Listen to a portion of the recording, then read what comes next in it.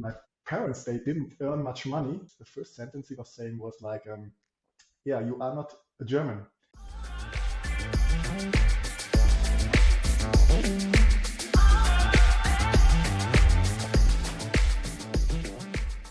Hello, friends, and welcome to Wisdom Nuggets Unlocked, the show that brings you exclusive interviews with highly successful people in their respective fields who made a mark in their world. My name is David, and besides my own newsletter, Wisdom Nuggets, I'm a blogger and influencer and currently study law in Seoul, South Korea. With that being said, it's my pleasure to introduce you to today's guest. He is author and publisher of the book series Peak Stormers. He has his own medical practice since 2017 and is a professional physician for over 15 years now. Welcome to the show, Dr. Sung Han. Oh, hey, David. First of all, thank you so much for inviting me into your podcast. Yeah, I already stalked you on your website, so I hope you, yeah, you seem to be a very active person, like traveling, studying, and running a blog and a podcast. And I was really wondering, where do you get all this energy from? This is amazing. I got it from reading your book, so Oh, excellent answer. Sung, I find your story truly impressive, and that is why I asked you to be on my show. Not only are you a physician and an author, but for more than 23 years, you voluntarily work for people with migrational background or who come from non-academic families, which is very respectful. So, can you tell us a little bit about your story and especially your experience on growing up in Germany as someone with a Korean background? Okay. Yeah, as you said, my passion is to work with teenagers, and I do volunteering work with young people for over 23 years. Above all, we had set up great seminars and workshops and sports projects where it was always really great to see how the young people simply surpass themselves with a short time through having inspiring conversations or doing sports. And in especially sports, it's such a fantastic medium to learn important skills like team building, fellowship, or handle with difficult situations like losing, like simply losing. So, do you do sports, David? I do. I practiced Vietnamese mixed martial arts when I was younger. So I think martial arts is a great way to practice discipline and mental toughness. And I think you yourself did like Taekwondo, right? Yeah, exactly. Maybe we should meet each other in the ring next time. I I I assume you have a black belt, right? Yeah, people, my friends told me, be aware of Asians. They have every Asian has like a mixed martial arts experience. So even then, when they look friendly, you have to scare them. Can you yeah explain a little bit about young Sung basically before he became an author and a doctor and a physician? Did you face like any struggles growing up? I still remember last time I spoke to my last guest. She told us about her intimate story of being bullied and stuff like that. So maybe as a person with a Korean background, did you face any struggles in that regard? The first thing I remember is like when I go went to first class, and yeah, you have Asian parents too, David, right? And this was this one sentence from my father. I was so proud coming back to home. And I had the best exam in mathematics. We Asians are good in mathematics, you know. and I was so sad because my dad is not feeling like I'm happy about this. The first sentence he was saying was like, "Yeah, you are not a German. You have the German passport, but all the other people." They look at your at your face and they see Asian, so you are foreigner for them. So you have to be always better or get more performance than them. Otherwise, they will not accept you. And I was arguing with my parents, like, "Oh no, come on, that's not true. I have nice friends, and yeah, I have a German passport, and everything's fine." And when I look back, there were a lot of situations when I think about it. There was a lot of situations like when I walk into the town and they ask me in English after the way, or they try to explain me that my German is very good. And this is a little bit curious. And yeah, it was when I see my childhood, it was a lot about getting the right performance. And yeah, after after all, I was quite thankful. Yes, but everything's about performance. Yeah, it's so funny that you said that because I had a very similar experience, and to a certain degree, I think it's true. Like my parents also said that you might be German on your passport, just like your parents actually, but you will always have black hair, and you will people will see that you have like Asian roots, and but I think it was good in the sense that it teached us to work hard from the very beginning to not go under in the competition basically. So you have a son and a daughter yourself right now, and your father. So I'm curious, how do you prepare them for life? That sounds like a very crazy question, but how are you raising your children? Maybe even are you raising them in a different manner than how you used to be raised by your own parents? Yeah, this is a very interesting question too. Yeah, I try to, especially I don't want to force them too much into performance. Like in the Asian families, it's much about yeah. You can choose the first instrument you wanted to play. The second must be piano, and the third must be violin or something like this. I don't know if you play any instruments, David. I do play the piano. Yeah, excellent, excellent. Yes, and I try to let them play and explore a lot things about playing. I think children are very good into it to explore themselves and to see what they can do or cannot do. And parents are often in the situation like that we know the best for our children, but that's not true. I think when you start a conversation with them, they can explain you exactly what they like or they don't like and what they can reach or not. Maybe we should start to let them more play or explore more with playing. Yeah, yeah. Unfortunately, I see me in a lot of situations where I'm doing exactly opposite, like my father. Like you have to learn, you have to show performance. You have to play the piano and yeah, that I think this deep in us, right?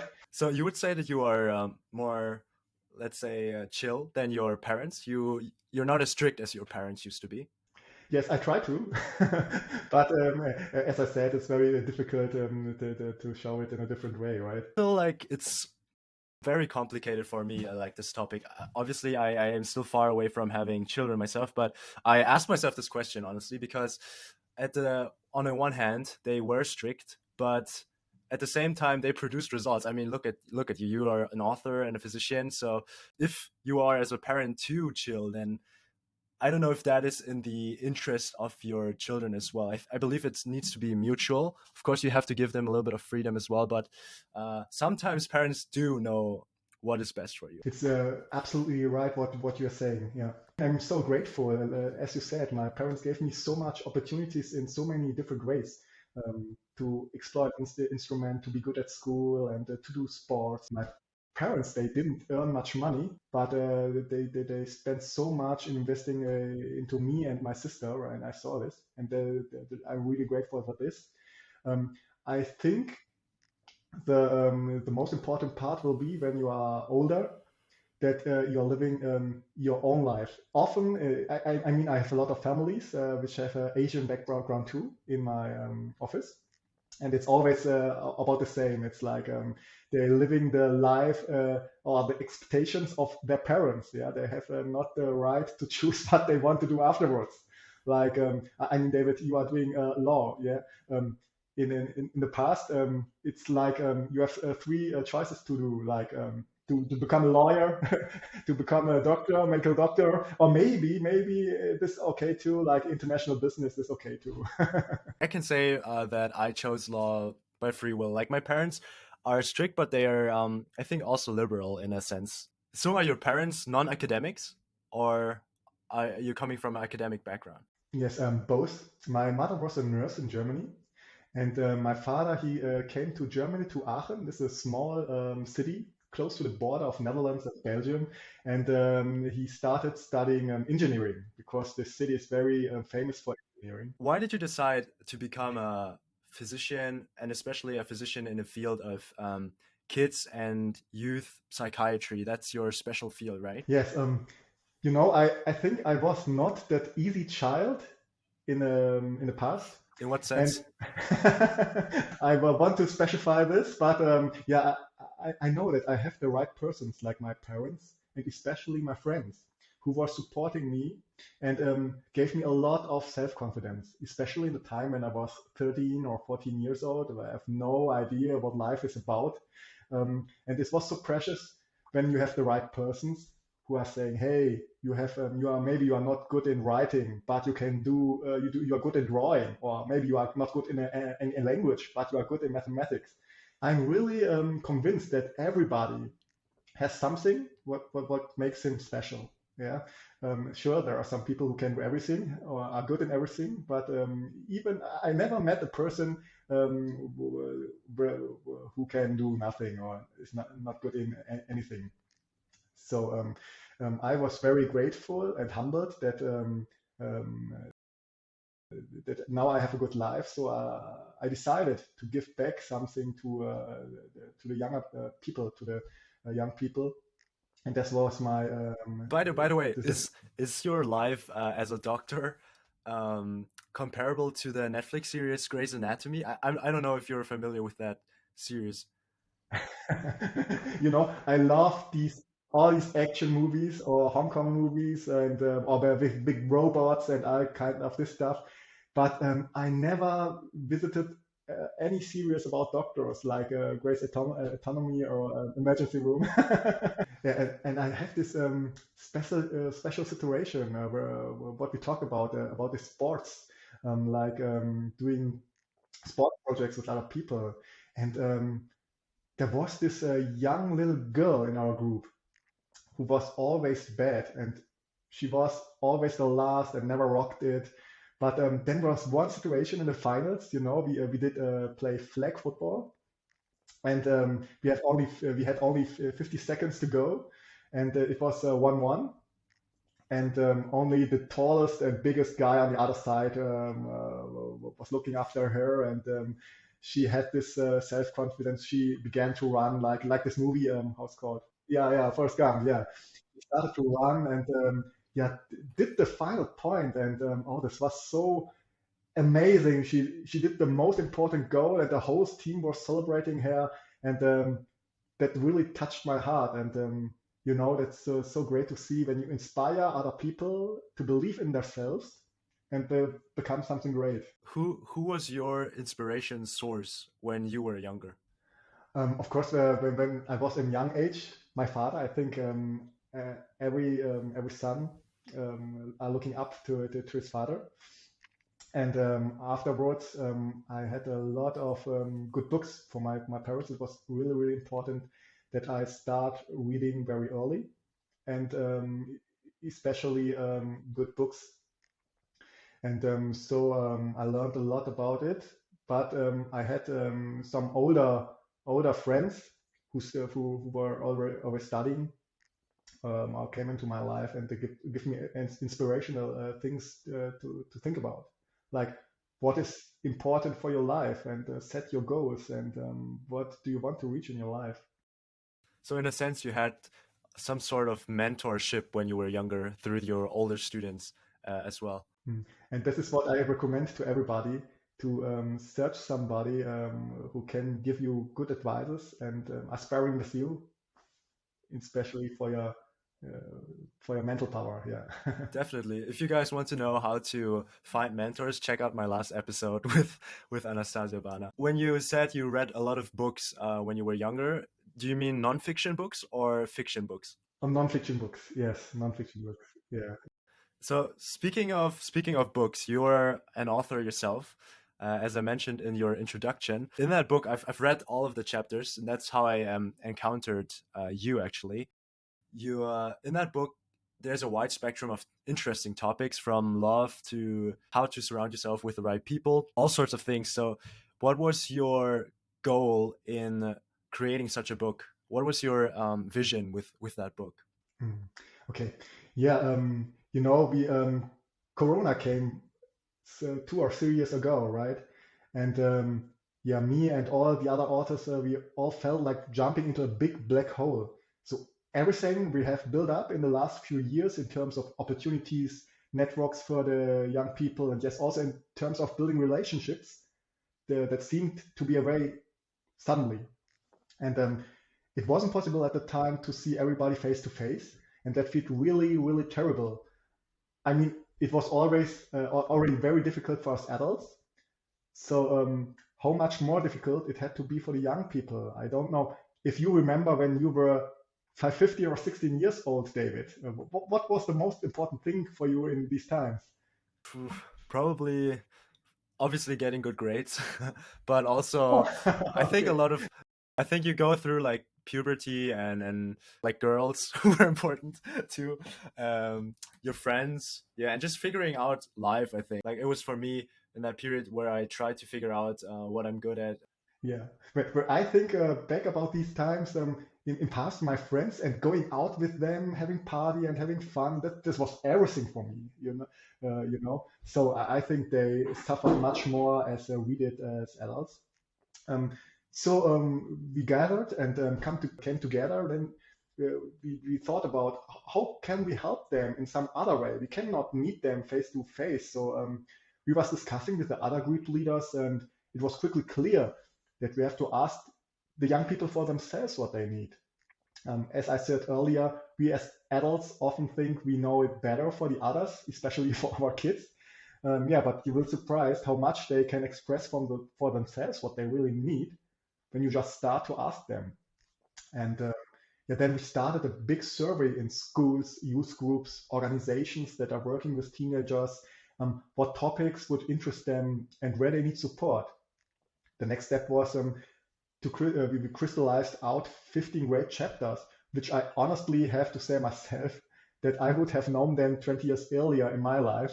Yeah, and it was so interesting what topics they choose. Like, I mean, the classics like mindset or hacks for having a better time management, self confidence, and how I actually deal with finances. I have in these times I had no idea about finances, Yeah, but also communication, family, friendship, or funny things like to become a famous Instagram star or how to find the perfect partner. I mean, these are quite important questions too, right? But what was your favorite, David, from the topic? obviously yours, obviously yours. Oh, thank you No, so much. but honestly, I think there were a lot of very interesting topics. But I resonated a lot with the loved one because I always just find it very interesting. Your partner is very important in your life. You should choose it very wisely, I think, because obviously you will influence each other the more time you spend with each other. I also enjoyed the one about finances because I think in school we don't get a lot of lessons about finances. Actually, there's like business in school, but it's just how it generally works, like theory a lot. Nothing that you can Mhm. implement immediately. So yeah, I really enjoyed those sectors. Yeah, great. Yeah, great. And yes, if you feel addressed in any way, when you really want to take your life into your own hands and not live a 9 to 5 life or live a life where others decide what's best for you, or yeah, any expectations of your parents, live a life of the expectations of your parents, or mimic a YouTube star. If you really like creating your own life, yes, then I will just motivate you to read this book. It's not a normal book, it's a workbook, very interactive with QR codes where you can meet the authors, download inspirational sentences, or become instructions to think about. Your own section in the book is about the importance of surrounding yourself with people who benefit your life. Can you explain why that is such an important thing to do? Okay, there is this story about the coal miners. That was a story what told me my father in the past a lot of times too. I know it. I know it. I heard it a lot of times. Like when you are a coal miner, you can go down into the mine very clearly, white skin, and it doesn't matter what you do down there. Which color will you have? The black color, basically. Yeah, it's always black. It doesn't Hmm. matter what you're doing downwards, you will get out black. And this is similar to your life and your friends. When you have not good friends who are not caring about you, or talking bad things about you or not supporting you, or doing crazy things like, I don't know, alcohol or drugs or robbery, all these things. Yes, I think you can be a precious person, but you will be influenced by them if you want or not. So yeah, choose your friends very wisely, and it's the same what you say about your partner. It's exactly the same. This was so precious what you are saying, David. You are spending the most time in your life. Are you spending in your office or with your partner? So choose it very wisely because she will influence you very much, and that's all these studies are saying too. So when you talk about surrounding yourself with the right people, that always also means that you should exclude, like you said, certain people from your life, people who are toxic, who are not beneficial for your life. So my question to you is, first of all, how do you find the people who will benefit your life in the most effective way? And second, how do you exclude the people that are not beneficial for you in the most beneficial way? Do you have an idea, David? How are you doing about yourself? When I was 18 or 19, I discovered basically the mindset that you teach in your book about surrounding yourself with the people. I think there's a saying that you're the average of the five persons you surround yourself with. I think it's the Yeah, saying, yeah. and I used to have some friends who were very beneficial to my life, and whenever I spend time with them, I just had this gut feeling that they are basically in line with the values that I am looking for in life. That was the reasoning behind why I wanted to spend more time with them. And people who kind of sucked the energy out of me or wanted to do things that were in strong contrast to what I feel in my intuition, those were the kind of people that I wanted to avoid. And I like really dramatically cut them out of my life. Like I still remember there's this one friend of mine who kept wanting to spend time with me, but I just simply said no. You don't have to be a jerk about it. I just said politely that I have other things to do or stuff like that. But it really benefited my life a lot because whenever I spend time with that sort of person, I just felt so. I just didn't feel good, and life is precious, so you should yeah you should choose your time wisely. Yeah, it's exactly what you are saying, David. I think maybe you are further than me.